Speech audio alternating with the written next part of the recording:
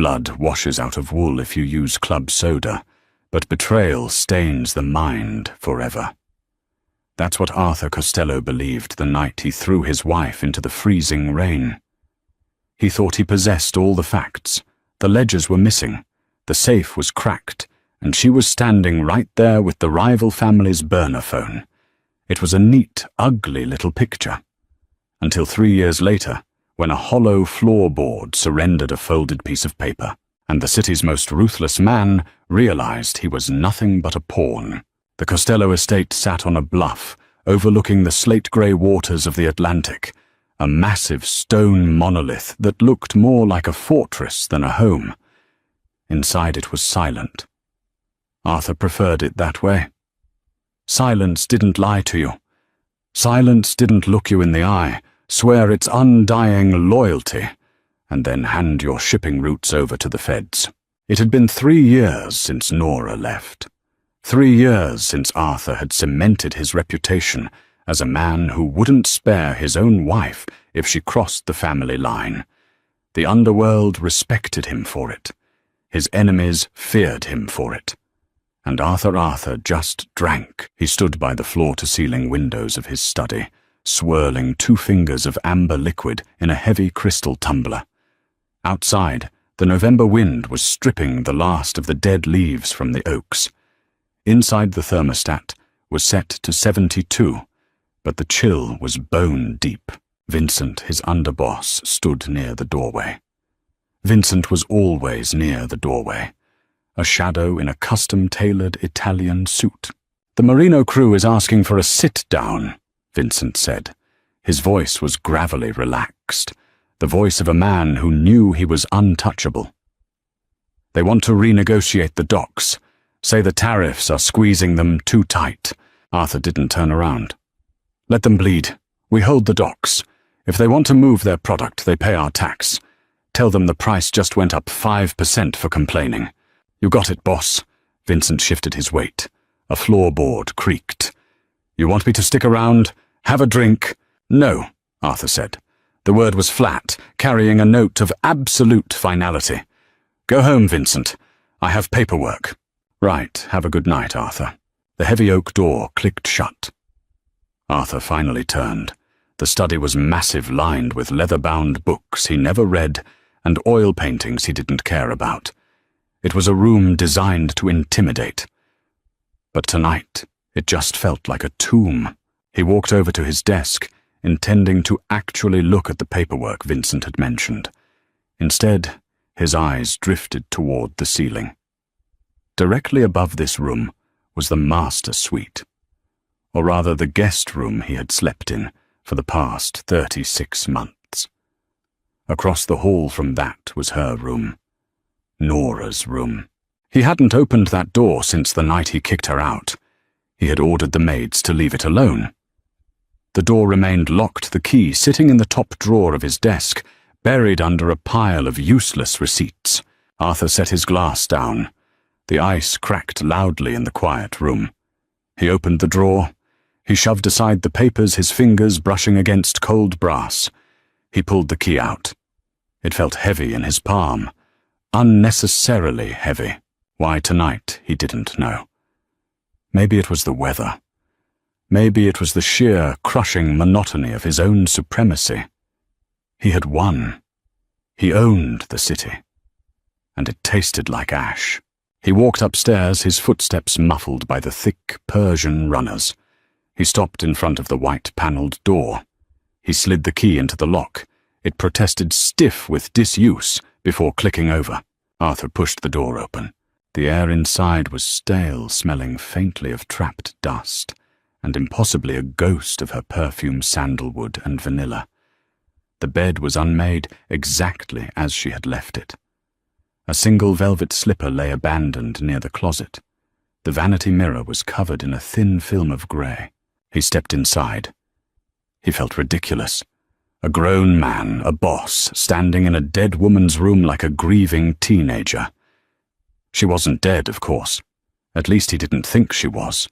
He had forbidden anyone to track her. If she starved in an alley, that was her business. He walked toward the vanity. He stared at his own reflection in the dusty glass. Hard lines around his mouth, dark bags under cold, flat eyes. He looked exactly like the monster she had made him into. Frustration boiled up in his chest, hot and sudden. He grabbed the heavy oak chair tucked under the vanity and yanked it backward, intending to throw it. The leg caught on the edge of the woven rug, ripping it back. Arthur paused. The chair hung suspended in his grip. Beneath where the rug had been, one of the wide hardwood planks was uneven. It wasn't just warped by time. The edge was visibly chipped, as if someone had pried it up repeatedly with a metal tool. Arthur lowered the chair. He knelt on the floor. He pressed his thumb against the edge of the board. It shifted. He wedged his fingernails into the crack and pulled upward. With a dry squeak, the board popped out, revealing a dark, shallow cavity between the joists. Inside the hollow space was a single folded piece of thick, cream-colored stationery. Arthur stared at it. His pulse thudded in his ears, a slow, heavy drumbeat. He reached into the dusty hole and pulled the paper out. His hands were completely steady, but his stomach had dropped through the floorboards. He flipped the paper over. On the outside, written in a hurried, slanted script he would recognize in his sleep, was a single word, Arthur. The memory hit him before he even broke the wax seal. It didn't just play in his mind. It dragged him back by the throat to that miserable night 3 years ago. It had been raining, a torrential driving downpour that turned the streets of the city into black mirrors. Arthur had been downtown breaking a strike at one of the warehouses when his phone rang. It was Vincent. "Arthur, you need to come home. Right now. We got a rat." Arthur had driven his own car back, pushing 90 on the slick highway. He remembered the metallic taste of adrenaline in his mouth. A rat. Someone inside the house. When he threw open the front doors, his guards were standing in the foyer, looking nervous. Vincent was waiting at the top of the stairs, a gun in his hand. His face, pale and tight. In the study, Vincent had said. Arthur had bypassed him, taking the stairs 2 at a time. He burst into his own office. The wall safe behind the painting was wide open. The ledgers, the physical books that contained every payoff, every bribe, every dirty cop on the Costello payroll were gone. And standing in the center of the room, clutching a black leather satchel, was Nora. She looked up when he crashed through the door. Her hair was messy, hanging in wet strands around her face. She was wearing her winter coat. Next to her on the mahogany desk was a cheap plastic burner phone, the kind the Marinos used. Arthur had stopped dead. The air left his lungs in a violent rush. "Nora," he had said. His voice didn't even sound like his own. It was a pathetic, broken rasp. Vincent came into the room behind Arthur, his weapon lowered but ready. I caught her trying to slip out the back. She already passed the books off to a merino runner at the gate. I couldn't catch him in the rain. Arthur hadn't looked at Vincent. He kept his eyes locked on his wife, the woman he had married 5 years ago, the woman who hated his business but claimed to love the man. "Tell me he's lying," Arthur had demanded. He stepped closer. "Nora, tell me right now that he is lying." Nora didn't move. She clutched the straps of the satchel so tightly, her knuckles were stark white. Her chest heaved. She looked at Arthur, and for a split second, he saw something in her eyes that didn't make sense. It wasn't guilt. It was sheer, blinding terror. But she didn't look at him. Her eyes flicked past his shoulder, resting on Vincent for a fraction of a second, before dropping to the floor. "I can't," she whispered. The words had hit him like physical blows. "You can't!" Arthur roared, closing the distance between them. He grabbed her by the shoulders, shaking her violently. "You sold me out to the Marinos. Why? For what?" Nora squeezed her eyes shut. A single tear escaped, cutting a path down her pale cheek. "Let me go, Arthur. She's been making calls for weeks, boss," Vincent had interjected softly from the doorway. "I didn't want to bring it to you until I was sure. I'm sorry. I'm so damn sorry." Arthur shoved her away. She stumbled, catching herself on the edge of the heavy desk. Kill her, Arthur had said. He didn't think. He just reacted from a place of pure, animalistic pain. If you betray the family, you die. That was the rule. It didn't matter who you were. Vincent stepped forward, raising the gun. The metallic click of the hammer cocking echoed in the room. Nora finally looked up. She looked straight into Arthur's eyes. She didn't beg. She didn't cry out. She just looked at him with an expression of profound, crushing sorrow. Arthur's chest tightened to the point of agony. He raised his hand. No.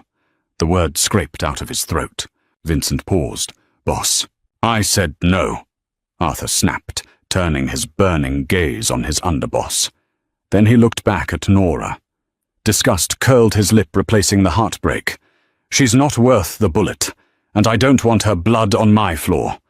He walked over to her, grabbed her by the arm, and dragged her out of the study.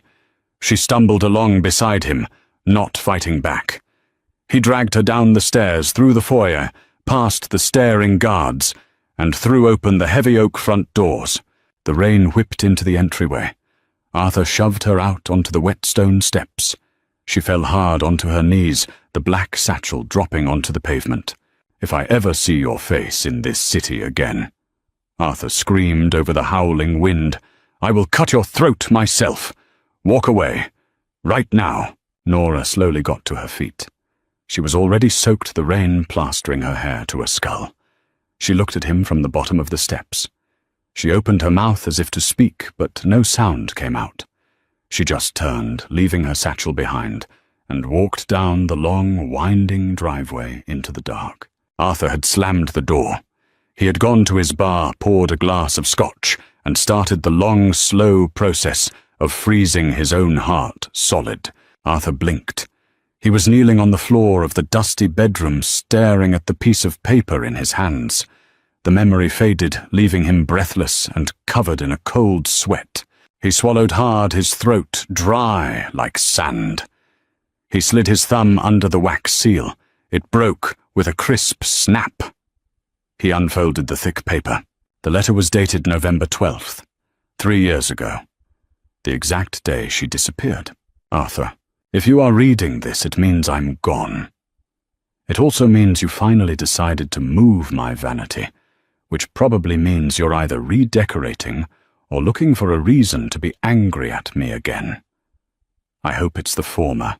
I don't have much time. I am writing this while he is downstairs talking to the guards. You need to listen to me, and you need to believe me, even though everything you think you saw tonight points the other way. I didn't take the ledgers. I didn't even know the combination to your safe. You know I didn't. Vincent took them. Arthur stopped reading. The air in the room suddenly felt incredibly thin. He drew a sharp breath and forced his eyes back to the page. I heard him in your study an hour before you got home. I was going down to get a book. The door was cracked. He was on the phone with Sal Marino. They've been working together for 6 months, Arthur. Vincent is the one feeding them the shipment schedules. He's the one who gave up the docks in September. He had the ledgers in his bag. He was telling Sal that he was going to pin the leak on a rival crew, use the ledgers to clean out your accounts, and then let the Marinos ambush you at the warehouse strike tonight. I walked in. I couldn't stop myself. I confronted him. I was stupid, Arthur. I should have quietly called you. But I was so angry that this man you treat like a brother was going to get you killed. I started screaming at him. Vincent didn't panic. He just smiled. He pulled out his gun and set it on your desk. Then he pulled out his phone and showed me a live video feed. It was Clara. Arthur's hands began to shake. The paper rattled violently. Clara, his younger sister, the only innocent thing left in his bloodline. She lived in a quiet suburb, away from the life, away from the violence. There were 2 men sitting in a car outside Clara's house. Vincent had them on speakerphone. He told me that if I called you, if I said one word about what he was doing, he would give the order. They would walk inside and shoot her and her husband and your little niece. He told me there was only one way to keep them alive. And to keep you alive. He told me I had to take the fall for the ledgers. He planted the burner phone. He handed me the bag.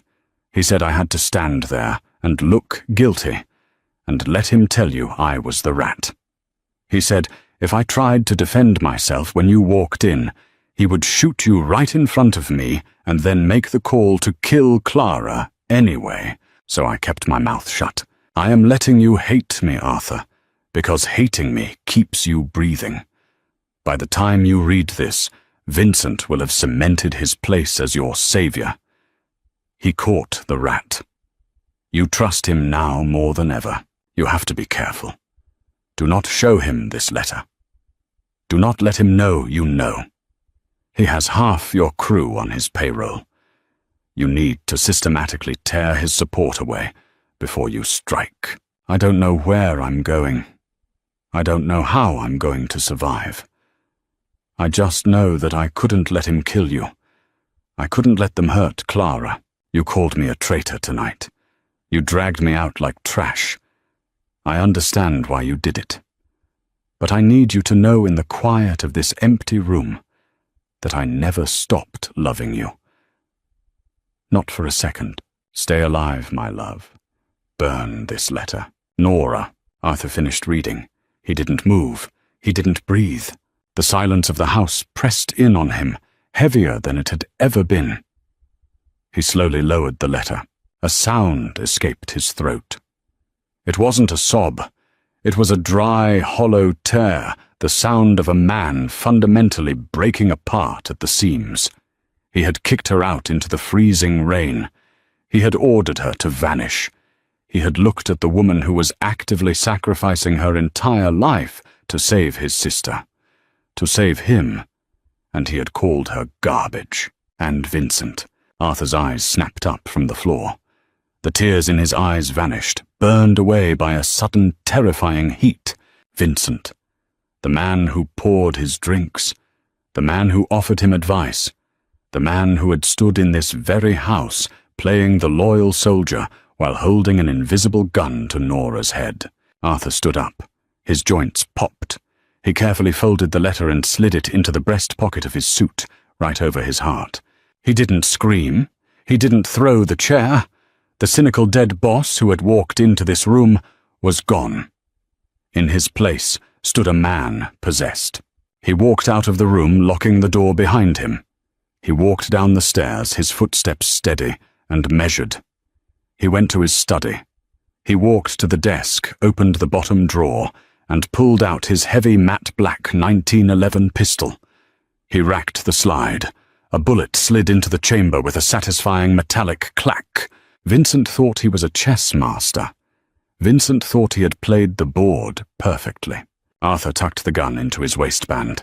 He picked up his phone and dialed his head of security, a man imported from the old country, who answered to no one but Arthur. "Send a car to Vincent's house," Arthur said, his voice terrifyingly calm. "Bring him to the meatpacking plant on 4th. Tell him we have an emergency with the Merinos. Oh, and grab his phone before he gets in the car." Arthur hung up. He looked out the window into the dark. "I'm going to find you Nora," he whispered to the glass. "But first I'm going to burn this city to the ground." The meatpacking plant on 4th Street smelled of iron bleach and old frost. It was a cavernous tiled room where the Costello family handled their messiest problems. The heavy steel door rolled shut, cutting off the ambient noise of the city, leaving only the low mechanical hum of the industrial refrigerators. Vincent sat in a metal chair in the center of the kill floor. He wasn't tied down. He didn't think he needed to be. He wore a camel hair overcoat over his tailored suit, looking thoroughly out of place among the drains and the hanging stainless steel hooks. Arthur stood 10 feet away, leaning against a prep table. He was smoking a cigarette. He hadn't smoked in 4 years. Nora used to hate the smell. "Arthur, it's freezing in here." Vincent said, rubbing his gloved hands together. His breath plumed in the cold air. "What's this Merino emergency?" Gallo said they hit a truck, but my guys didn't report anything. Arthur took a slow drag. The cherry of the cigarette glowed violently in the dim fluorescent light. "There was no truck, Vince." Vincent stopped rubbing his hands. His posture shifted just a fraction. The casual arrogance evaporated, replaced by the acute, predatory stillness that had made him a good underboss. He looked around the empty room. Just him, Arthur and Gallo, standing by the door with a shotgun resting casually in the crook of his arm. "So why are we here?" Vincent asked. His voice was careful now. Arthur dropped the cigarette onto the wet tile and crushed it under the heel of his Oxford. He reached into his breast pocket and pulled out the thick, cream-colored stationery. He held it up. Vincent stared at it. For 3 seconds the room was perfectly silent. Arthur watched the realization hit him. It wasn't a dramatic gasp. It was a slow, terrifying drain of color from Vincent's face. The underboss swallowed his Adam's apple bobbing sharply. "A floorboard," Arthur said quietly. His voice carried across the tiles devoid of anger, devoid of anything except a suffocating, absolute cold. "Under the vanity. She hid it the night you threatened to put a bullet in my sister's head." Vincent's eyes darted to Gallo, measuring the distance, calculating the odds. "There were none. Arthur, listen to me." Vincent started raising his hands in a placating gesture. "You know how women are." She was cornered. She wrote a lie to cover her own arse. You caught her with the Merino phone. You saw it with your own eyes. I saw what you staged. Arthur took a step forward. His footsteps echoed like hammer strikes. You took the ledgers. You sold the docks. You used my wife as a human shield because you knew I would never look past the betrayal. "I have bled for you," Vincent shouted, the panic finally bleeding through his composure. "I built this empire with you. She was nothing. A civilian. You're going to take the word of a dead piece of paper over the man who has watched your back for 10 years. Arthur drew the 1911 from his waistband. He didn't point it. He just held it down by his side. The steel was heavy cold and familiar. "I'm going to ask you 2 questions, Arthur said. "If you lie to me, Gallo is going to take out your kneecaps, and we will hang you on one of those hooks while you bleed out. If you tell the truth, I'll give you a clean one to the back of the head. Nod if you understand the transaction." Vincent stared at the gun. He was a killer. He knew the look of a man who could not be reasoned with. He gave a single jerky nod. "Question 1, Arthur said. Did you track her after I threw her out?" "No," Vincent rasped. "I didn't care where she went. As long as she was gone, my problem was solved. I swear to God, Arthur, I never looked for her." Arthur analyzed his face. The fear was genuine. The answer was the truth. It was a small mercy, but it meant Nora had a head start. "Question 2. Give me the names of every man in my crew taking Merino money." Vincent hesitated. To give up the names was to admit complete defeat. But the alternative was the hook. He closed his eyes, his chest heaving, and started talking. He named 6 men. 2 capos, 4 soldiers. Men who ate at Arthur's table. Men who kissed his ring. Arthur memorized every syllable. When Vincent finished, silence reclaimed the freezing room. "That's it," Vincent whispered. He kept his eyes closed. "That's all of them. Make it quick, Arthur, please." Arthur raised the gun. He looked at the man who had been his brother, the man who had cost him his soul. "You don't get quick," Arthur said. Vincent's eyes snapped open, just as Arthur adjusted his aim downward. The gunshot in the concrete room was deafening. Vincent screamed, crashing to the floor, clutching his shattered right femur. Blood began to pool rapidly on the white tiles, steaming in the cold air. Arthur turned his back on him and walked toward the heavy steel door. "Gallo, Arthur called out his voice, cutting through Vincent's agonizing wails. "Yeah, boss. Hang him up." Arthur pushed out into the alleyway, the freezing night air hitting his face. He didn't feel vindicated. He didn't feel avenged. He just felt an immense crushing weight pressing down on his chest. He pulled his phone from his pocket and dialed his most trusted cleaner. "We have work tonight," Arthur said to the voice on the other end. "I have 6 names. I want them gone before the sun comes up. Burn their cars, empty their accounts, leave nothing." The purge had begun. But Arthur knew that cleaning his house wouldn't bring her back. For 3 weeks the city bled. Arthur tore through his own organization with a surgical, terrifying brutality. The men Vincent had named disappeared. The Marinos, suddenly blinded, without their informants, tried to push back and were met with a wall of sheer violence. Arthur didn't negotiate. He didn't hold sit-downs. He ordered strikes on their betting parlors, their shipping crates, their safe houses. He was a man drowning, and he was taking his enemies down into the dark water with him. But the violence was just a distraction, a secondary function of his brain. His primary obsession was the ghost. Arthur moved his base of operations to a secure penthouse downtown. He couldn't sleep at the estate anymore, not with that empty room above him. He hired a team of private investigators, ex-intelligence operatives, who asked no questions and cost thousands a day. He gave them Nora's maiden name, her old social security number, her medical records, anything he had. They found nothing. "It's like she stepped off the edge of the earth," Mr. Costello, the lead investigator, a grey-haired man named Hayes, told him over a secure line. "No credit cards, no bank accounts, no new driver's license. If she's alive, she's operating strictly on cash and avoiding any system that requires a digital footprint." "Keep looking," Arthur commanded, staring out the floor-to-ceiling windows at the city skyline. "Check women's shelters, check cash-in-hand motels, expand the radius. We are tracking every state on the eastern seaboard. But, sir, 3 years is a long time. People make mistakes. If she hasn't popped up on a grid by now, you have to consider the possibility that she—" "If you finish that sentence, Hayes, I will throw you off this balcony," Arthur interrupted softly. He hung up the phone. His hands were shaking. He poured a glass of water, refusing the whiskey decanter sitting on his desk. He needed to be sharp. He couldn't afford the numbness anymore. That afternoon he drove out to the suburbs. The house was a picturesque 2-story colonial with a perfectly manicured lawn. A tricycle sat on the front porch. Arthur parked his black SUV across the street and sat in the driver's seat for a long time, just watching. Eventually the front door opened. Clara walked out, carrying a laundry basket.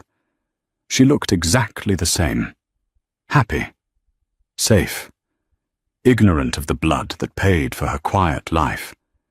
Ignorant of the woman who had sacrificed her entire existence so Clara could stand in the sun folding towels. Arthur's grip on the steering wheel tightened until his knuckles ached. He had never told Clara about the threat. He had never told her how close she came to dying 3 years ago.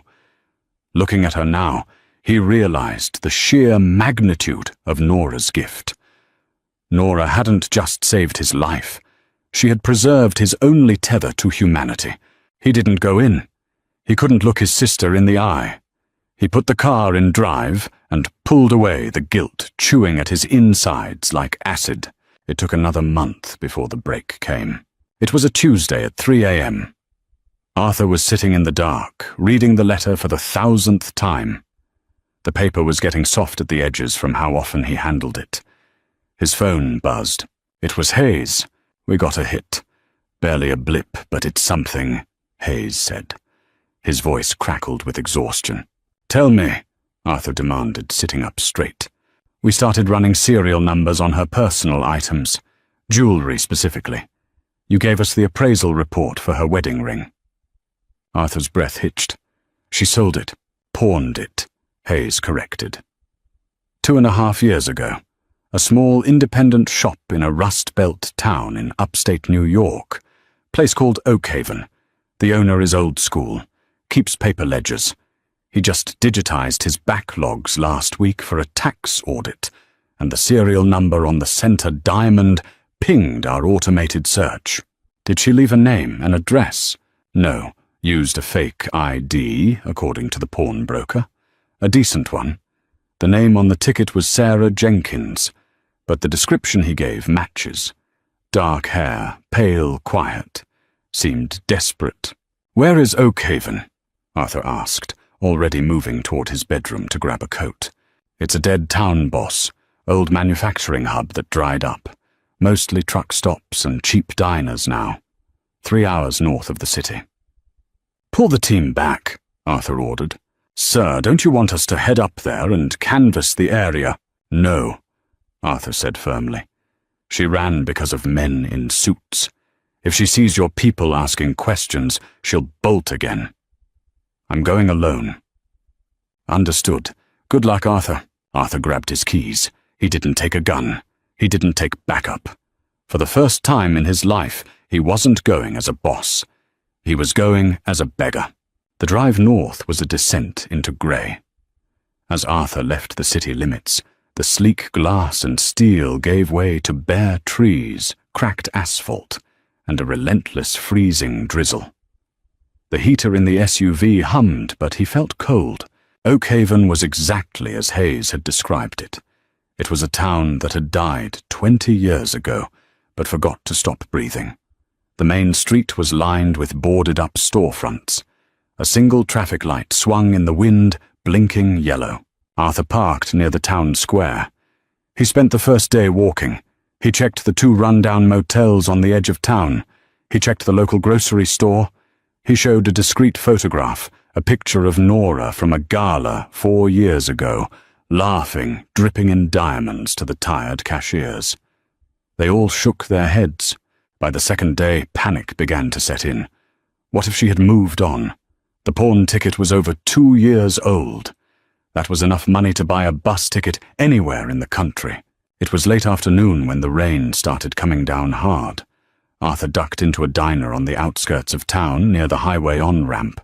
The neon sign outside sputtered, half the letters burned out, reading asterisks, DNR asterisk. The bell above the door jingled a dull metallic note. The air inside smelled heavily of stale fry grease, cheap coffee and wet wool. The floor was checkered linoleum yellowing at the edges. A few truckers sat in the booths, staring blankly at their phones. Arthur slid into a booth in the corner, keeping his back to the wall. It was an old habit. He stared out the window at the rain, feeling the exhaustion finally catching up to him. He was chasing a phantom. He had destroyed the only good thing in his life, and no amount of searching was going to put the pieces back together. "Coffee." The voice was rough, tired. It didn't register at first. Arthur turned his head. The waitress was standing beside his table, a stained glass pot of coffee in her hand. She wore a faded pink uniform dress, a white apron tied tightly around her waist. Her hair, once a glossy, vibrant dark brown, was pulled back into a severe, messy bun, threaded with premature streaks of grey. Her hands gripping the handle of the pot were raw red and cracked from harsh dish soap. She looked up from her order pad. Their eyes met. The diner vanished.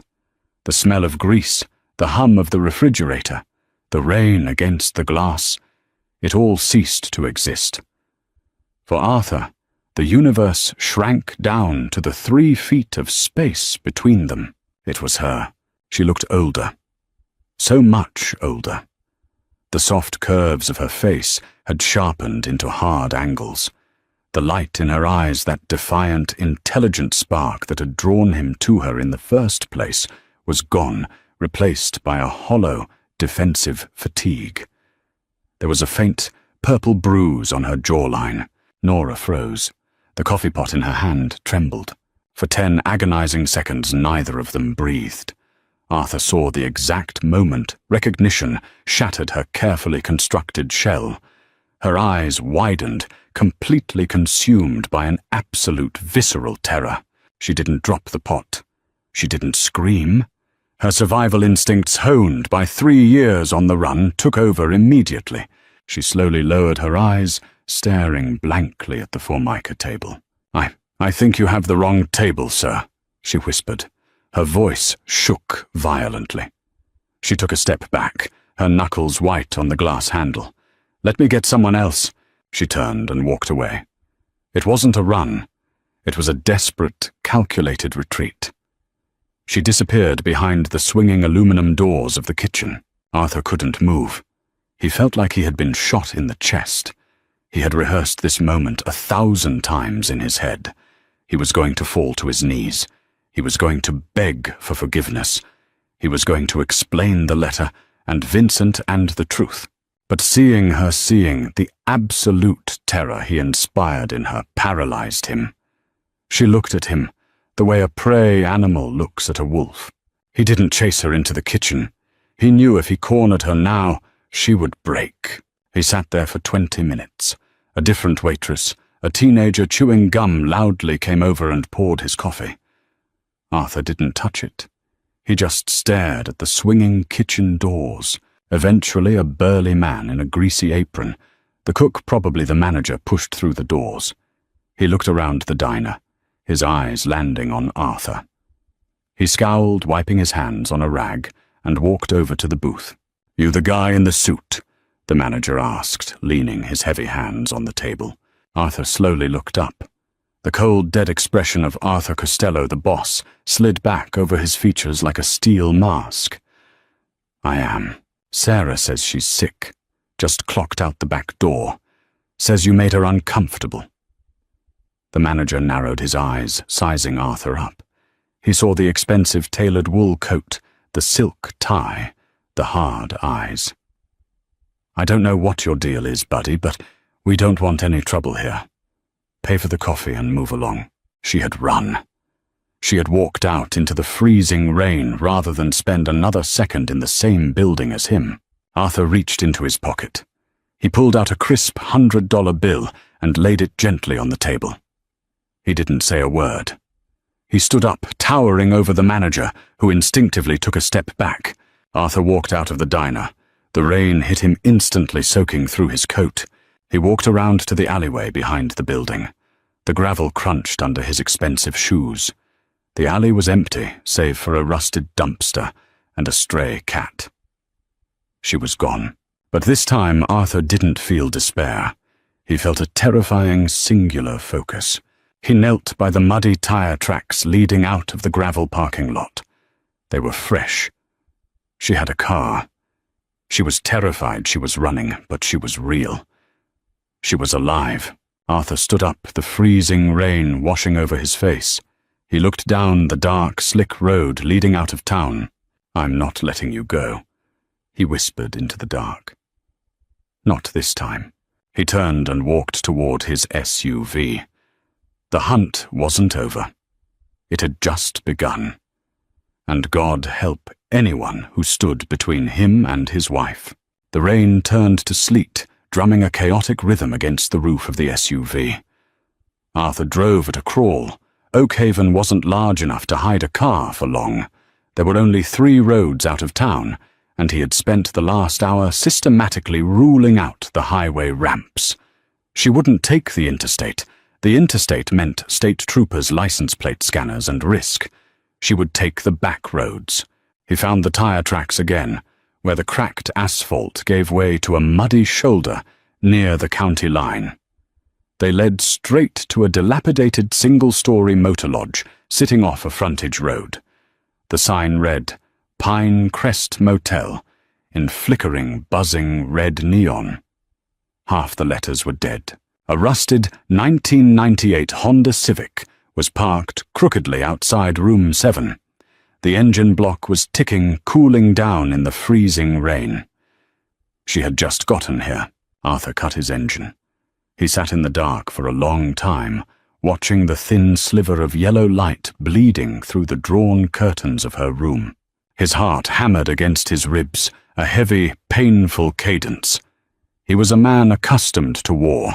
He had walked into sit-downs with rival bosses, knowing half the men in the room carried suppressed weapons. He had never felt panic, but sitting in this freezing car, staring at that cheap veneer door, Arthur was terrified. He stepped out into the sleet. The freezing water instantly soaked the shoulders of his wool coat. He didn't feel it. He walked across the gravel parking lot. The sound of his footsteps seemed deafening in the quiet night. He stopped in front of room 7. He raised his hand. His knuckles hovered inches from the chipped green paint.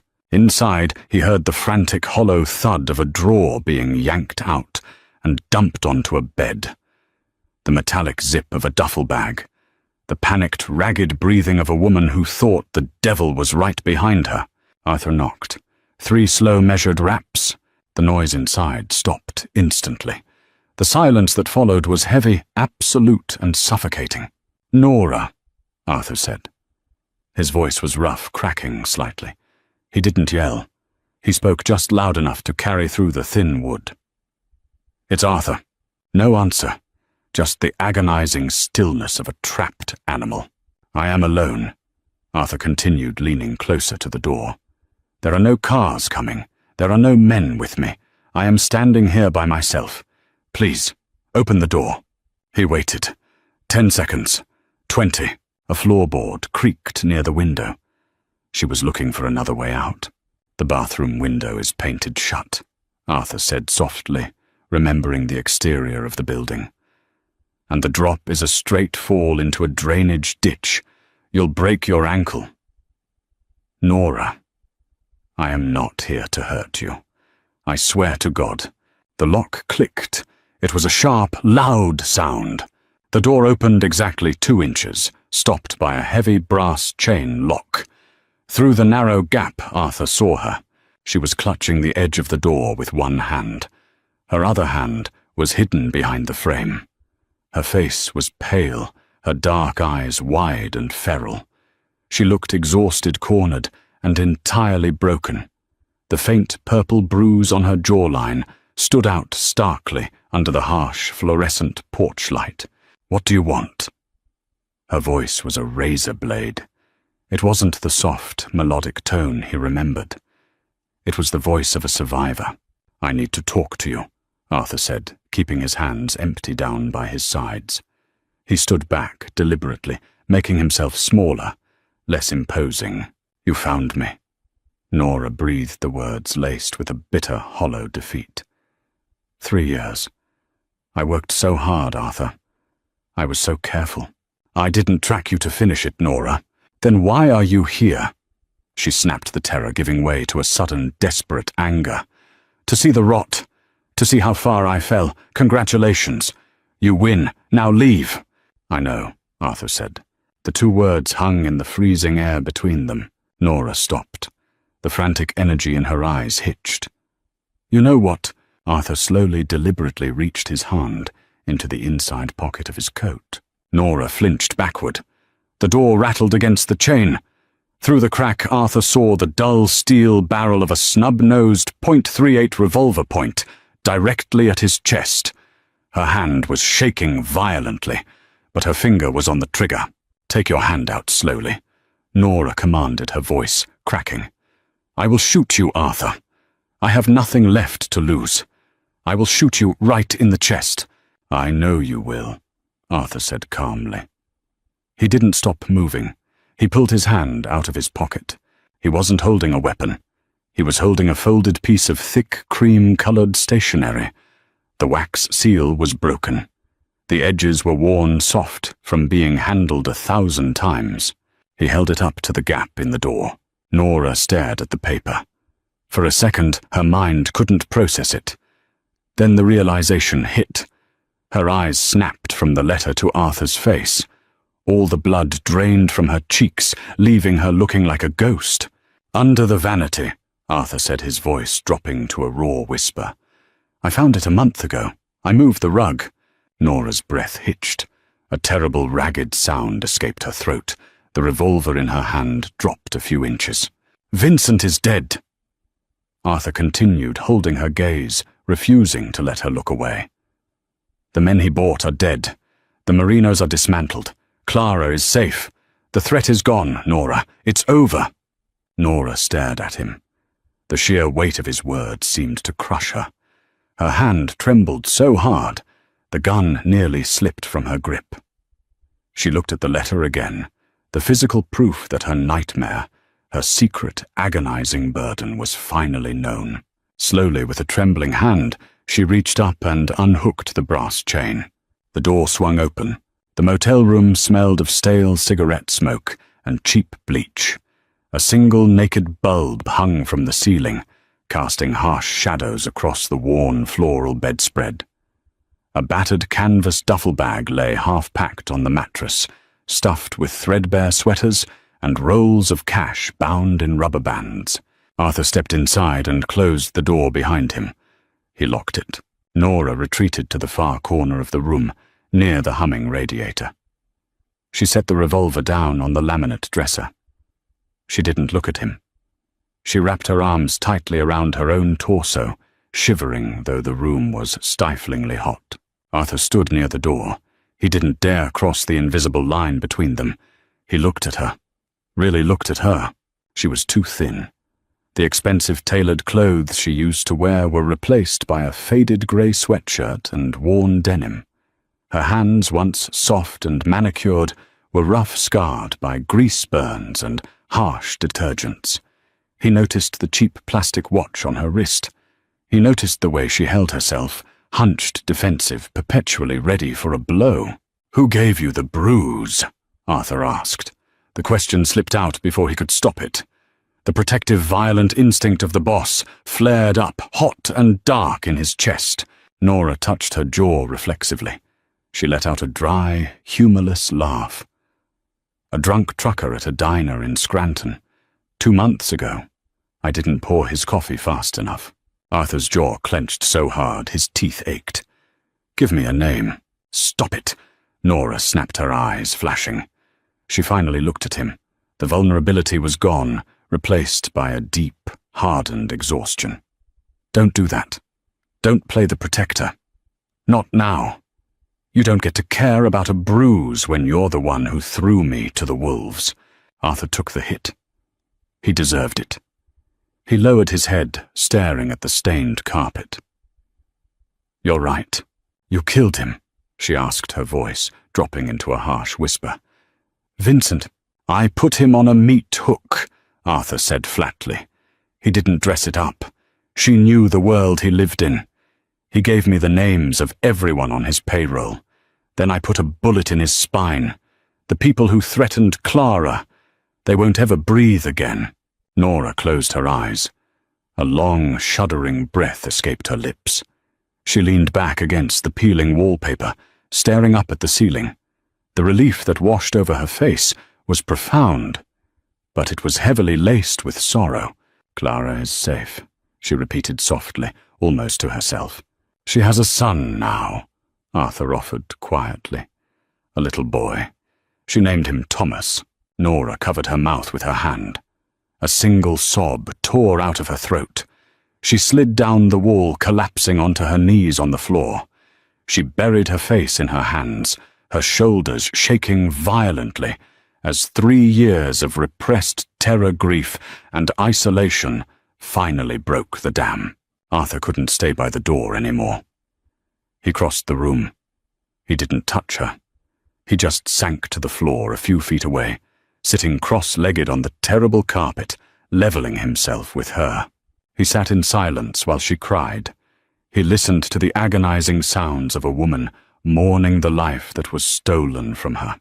"I'm sorry," Arthur said. The words felt utterly pathetic. They were entirely insufficient.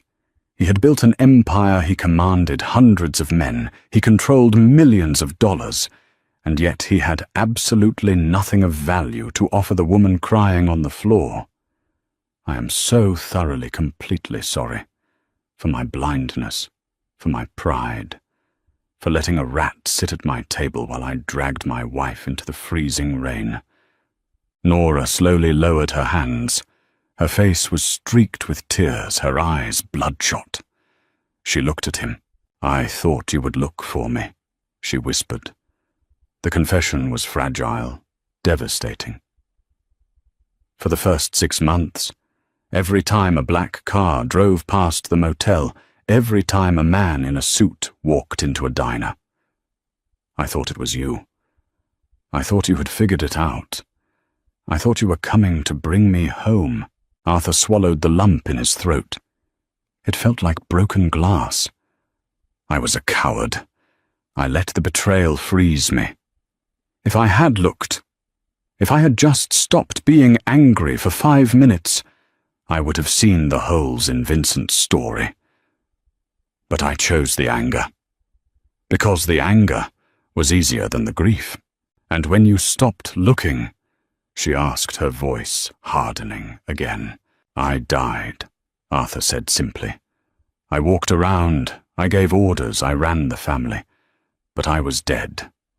This house, the money, the power, it was all ashes. The night I found the letter was the first time my heart actually beat in 36 months. Nora wiped her face with the sleeve of her sweatshirt. She looked at the canvas duffel bag on the bed. I lived in a women's shelter in Philadelphia for the first year, she said, her voice hollow, detached. She was forcing him to see it, forcing him to understand the cost of his pride. I scrubbed toilets at a bus station. I ate out of vending machines. I learned how to sleep with a knife under my pillow because the man in the room next door liked to try the handle in the middle of the night. Arthur closed his eyes. Every word was a knife sliding between his ribs. I did it because I loved you. Nora continued, turning her gaze back to him. Her eyes were fiercely clear now. I did it because if I opened my mouth, Vincent would have slaughtered your sister. But Arthur, I don't know if that love survived the shelter. I don't know if it survived the diners and the fear and the cold. I know, Arthur said. He opened his eyes. He met her gaze with total, unflinching honesty. I don't expect you to walk out of here and get back into my car. I don't expect you to come back to the estate. I broke us. I know that. He reached into his coat pocket again. This time he pulled out a thick manila envelope. He slid it across the carpet. It stopped against her knee. What is this? She asked warily. Passports. 3 of them top-tier forgeries. Clean social security numbers, birth certificates, and a cashier's check for $5 million drawn on a dummy corporation in Switzerland. It's untraceable. Nora stared at the envelope. She didn't touch it. If you want to walk away, Arthur said, his voice completely steady, though his soul was tearing itself apart. You take that envelope. You go anywhere in the world. You buy a house in the sun. You never look over your shoulder again. I will place a guard detail 3 towns over. You'll never see them, but nobody will ever touch you again. Nora looked from the envelope to Arthur's face. And if I don't take it?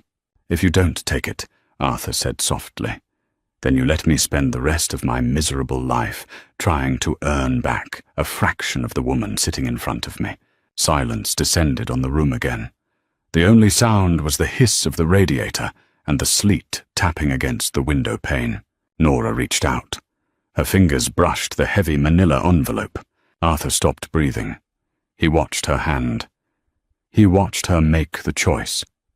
This was it. The absolute end, or the agonizingly difficult beginning. She picked up the envelope. She felt the weight of it. Freedom. True, absolute freedom. She could go to Italy. She could go to Spain. She could leave the blood, the Mafia, and the trauma behind. She looked at Arthur.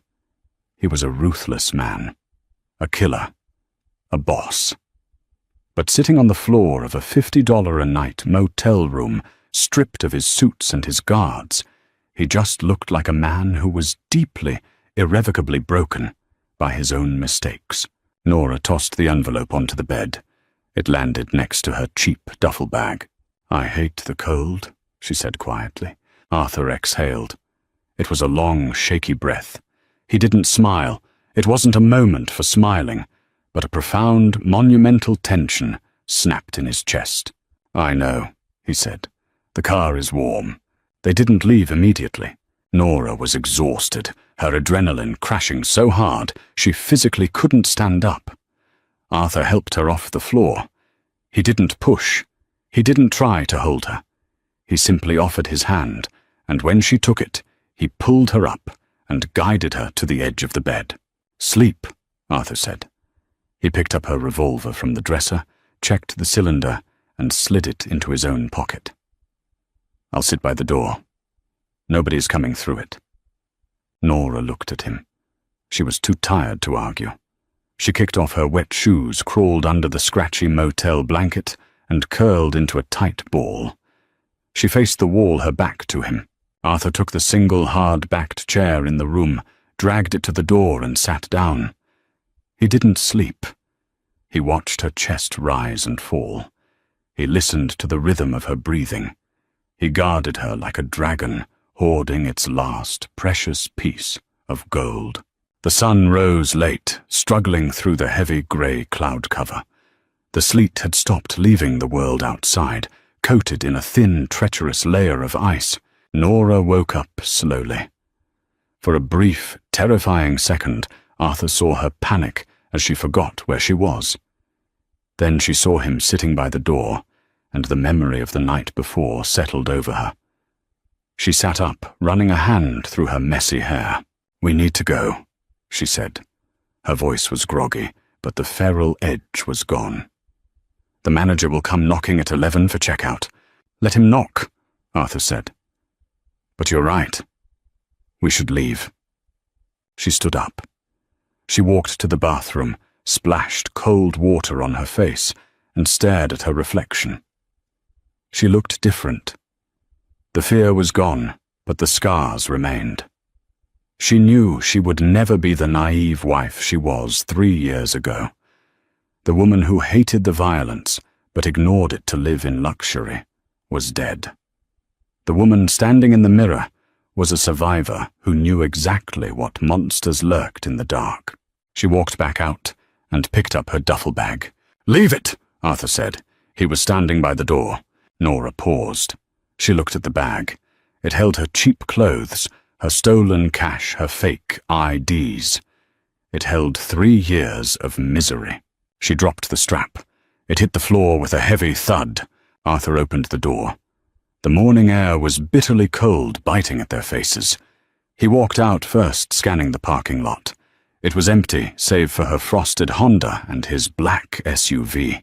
He walked to the SUV and opened the passenger door. He turned the engine on, blasting the heat. Nora walked out of room 7. She didn't look back. She didn't lock the door.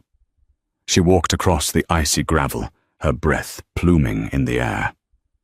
She reached the SUV and climbed inside. The leather seats were immaculate. The warmth of the heater washed over her, a stark contrast to the freezing, damp chill she had lived in for so long. Arthur closed her door. He walked around to the driver's side and got in.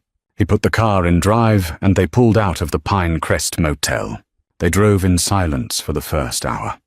The rusted, dying town of Oakhaven faded in the rearview mirror, replaced by the dense, snow-dusted pine forests of upstate New York. "Where are we going?" Nora finally asked, staring out the window at the passing trees. "Not to the estate," Arthur replied, keeping his eyes on the road. "I sold it. Yesterday. Before I drove up here." Nora turned her head, genuinely surprised. "You sold the Costello estate. Your grandfather built that house." "My grandfather is dead," Arthur said flatly. "And that house is a tomb. It has too many ghosts. It has the room where I locked you out. I will not make you sleep under that roof again." "So where then?" "I bought a brownstone in the city. Quiet neighborhood. Neutral territory. We start over. On your terms." Arthur gripped the steering wheel. "If you want me to leave the life, Nora, I will. I'll hand the family over to Gallo. I'll walk away."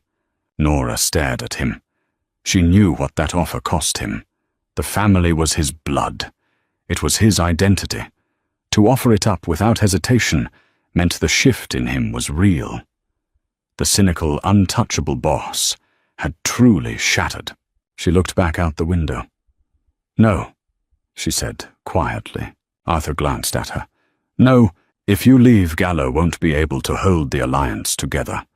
The Marino's remnants will regroup. There will be a war. Innocent people will die." Nora's voice was pragmatic, cold. It was the voice of a woman who had seen the bottom of the world and understood how it worked. "You stay the boss. You hold the city tight. But you do it differently." "Differently how?" "No more blind loyalty. No more inner circles built on blood oaths and ego." She turned to look at him, her eyes hard and unyielding. "You run it like a business, and you never ever shut me out again. If there is a threat, we face it. You don't get to protect me by keeping me in the dark, and you don't get to cast me out when the dark bleeds into the house." Arthur listened. He heard the steel in her voice. He respected it. He welcomed it. "Agreed," Arthur said. The SUV ate up the miles, the highway expanding, as they drew closer to the city. The skyline eventually appeared on the horizon, a jagged crown of glass and steel piercing the grey winter sky.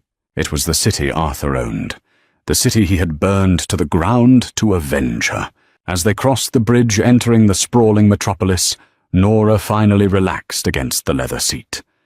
The exhaustion was still there, bone deep and heavy, but the constant agonizing hum of terror had finally gone silent. Arthur reached across the center console. He didn't grab her hand. He just rested his hand, palm up on the armrest. An invitation, not a demand. Nora looked at his hand. The hand of a killer. The hand of a boss.